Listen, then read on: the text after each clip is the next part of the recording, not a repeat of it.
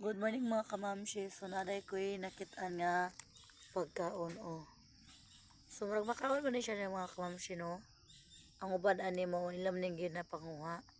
So kuning kwaon og sulayon niya. Akong sulayan og luto. O daghan ni siya diri ay. Ang uban o natugo nagulang na. Nagulang na ang uban. So amo ning sulayan niya mga kamamshi og gulay. Uban sa kumang anak. O nanasad food o. So ang uban nagulang na o, nagulang na siya. Maot na. Pero kini o, madala pa ni siya.